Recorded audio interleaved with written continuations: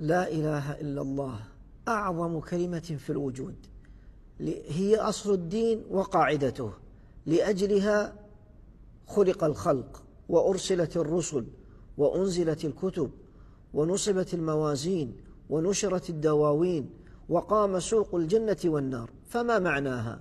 معنى لا إله إلا الله لا معبود حق إلا الله. قال تعالى: ذلك بأن الله هو الحق وأن ما يدعون من دونه هو الباطل.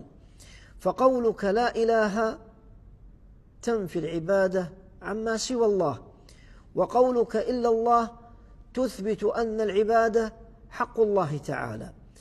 هل يصح أن نفسر لا إله إلا الله بأنه لا خالق أو لا رازق أو لا قادر على الاختراع إلا الله؟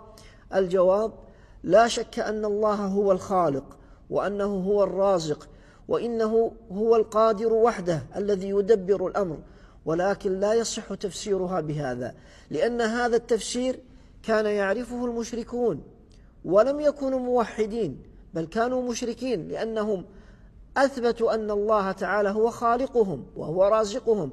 قال تعالى: ولئن سألتهم من خلق السماوات والأرض ليقولن الله.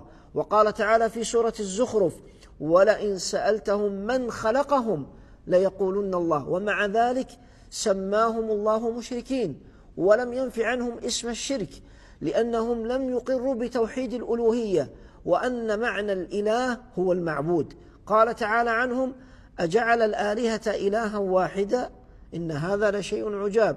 وقال تعالى: إنهم كانوا إذا قيل لهم لا إله إلا الله يستكبرون.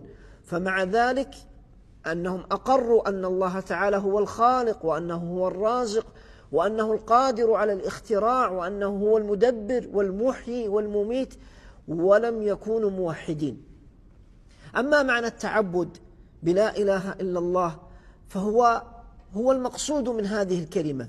فالتعبد بهذه الكلمة هو إفراد الله تعالى بالتعلق، فإن الإله هو الذي تألهه القلوب محبة وخوفا ورجاء ورغبة وخشية.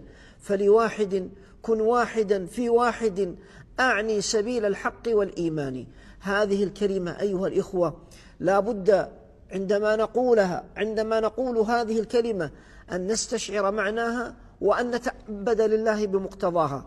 فمن التعبد لله بمقتضى هذه الكلمة أن لا تتعلق إلا بالله. فمن معاني هذه الكلمة هو إفراد الله تعالى بالتعلق.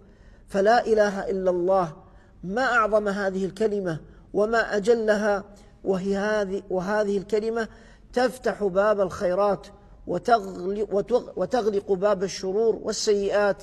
قال تعالى: فاعلم أنه لا إله إلا الله واستغفر لذنبك وللمؤمنين والمؤمنات.